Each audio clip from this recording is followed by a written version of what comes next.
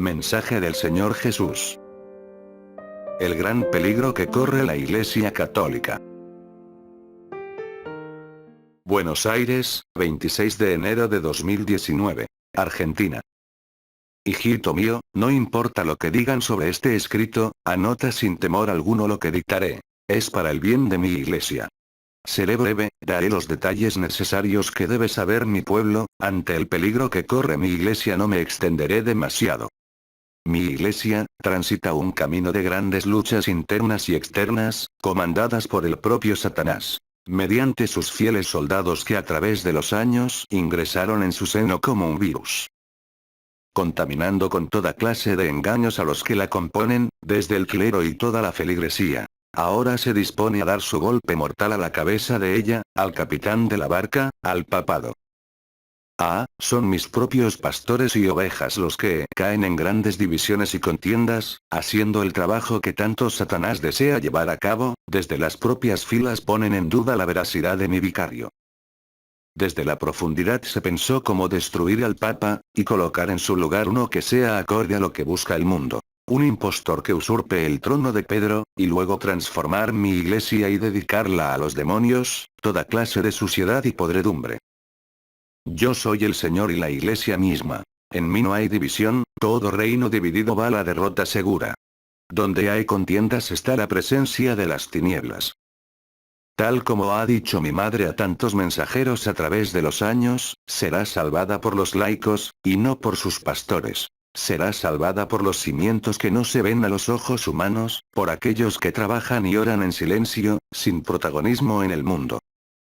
Lejos de alimentar su propio orgullo, muy contrario a sus hermanos que se afanan mostrando una falsa caridad, ante una sociedad cada vez más necesitada de el qué dirán, para poder mantener una inexistente imagen.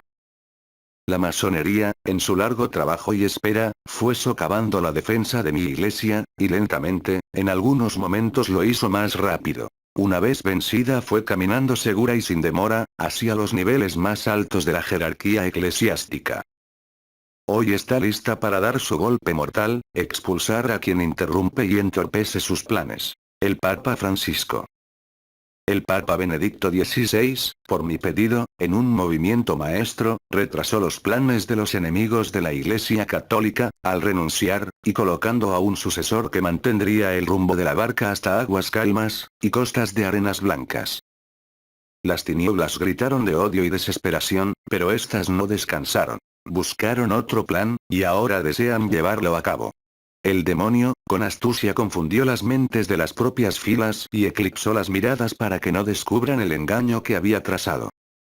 Yo, el Señor, explicaré con palabras simples, para quien lea el mensaje entienda claramente cuál lado debe seguir, o abandonar. Nadie podrá decir, que no se explicó del gran peligro que transitáis. Toma nota, mi fiel mensajero, no importa lo que digan, tú escribe. Como el instructivo de un manual, paso a describir el escenario de la Iglesia Católica en 3 partes. Parte A. Cuando Francisco subió al trono de Pedro, parte del mundo esperaba una Iglesia abierta y más humana.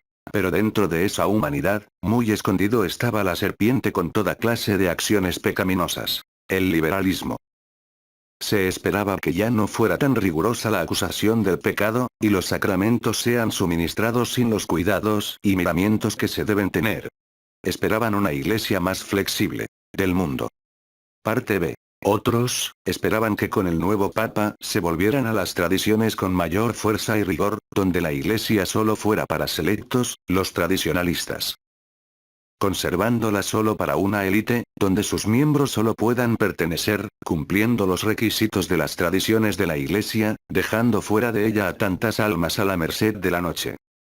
Estas dos grandes partes A y B, entraron en contiendas, discutiendo quién es el dueño de la verdad, descuidando su verdadero enemigo, se dedicaron a presionar al Papa para que elija un lado u otro, pero cuán errados estáis. Yo soy de amor y misericordia, no dejo a nadie fuera. Más cuando el alma desea arrepentirse y tomar mi mano para que yo la salve. Parte C. Y por otro lado, una minúscula porción, tan pequeña en comparación a las dos grandes partes, es la que aprendió a no caer en la trampa que Satanás ha desplegado a sus hermanos. Por este reducido rebaño, mi iglesia sobrevivirá. Las fuerzas infernales no tendrán potestad sobre ella. Estas ovejas aprendieron de las tradiciones sin quitarle el lugar primordial a lo escrito en la Biblia. Asimilaron y tomaron de la tradición de la Iglesia, aquello que los ayudaría a comprender lo enseñado en la Sagrada Escritura, nunca le dieron el primer lugar, sino que la usaron de apoyo para dar autenticidad a la verdad escrita.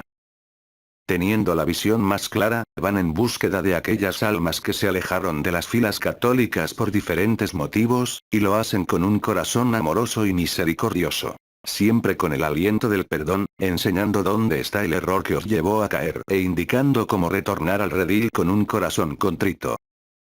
Esto no ha significado para estas almas piadosas y misericordiosas, aceptar el pecado y todos sus engaños.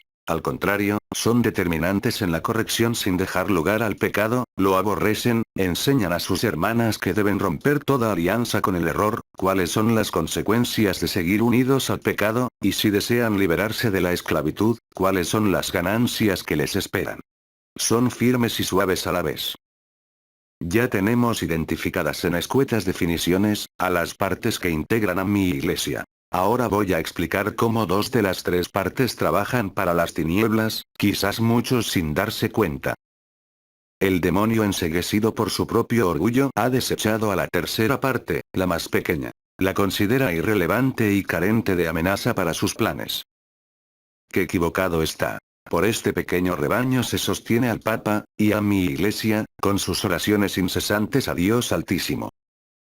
El demonio no ve a estas ovejas, sabe que están en algún lugar, no tiene tiempo para ellas, no las puede ver debido a que estas, al ser tan simples como la flor silvestre, pasan frente a su nariz sin ser percibidas. La virtud de la humildad es tan fuerte en ellas, que las hace invisibles a las miradas infernales, hasta el punto que el demonio piensa que ya no existen.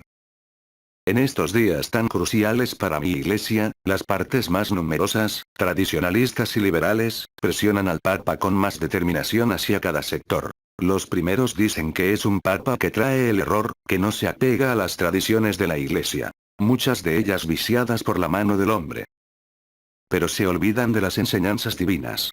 Piden a Francisco que sea concluyente con los liberales, que les cierre las puertas, que no haya lugar para ellos, que ellos sí han cumplido con todos los preceptos y son intachables en su proceder.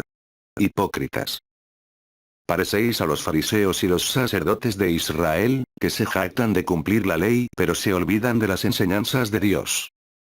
Os llamo a que reviséis vuestra manera de pensar y actuar, porque si no lo hacéis, sacaré todas vuestras miserias a la luz. Una por una, y será un solo lamento para sus almas. Vuestros pecados han lacerado a mi iglesia, alejando a tantas almas de la salvación eterna. Os pediré cuenta por ello en el día del juicio. Los segundos, también exigen al papado para que abra las puertas de mi iglesia, rompiendo los sellos de equilibrio que la sostienen aún en pie. Pero la condición de la apertura es permitirles ingresar con toda clase de pecado, sin el arrepentimiento adecuado y sin dejar el estado pecaminoso en el que viven. No quieren dejar la vida de error que llevan sin el menor esfuerzo. Que otros se martiricen por ellos. Buscan justificar sus errores, acusando a la Iglesia de ser una institución vieja, que no se moderniza a los tiempos y a los avances de la sociedad. Que esas cosas de las tradiciones pasaron de moda, es de la Edad Media.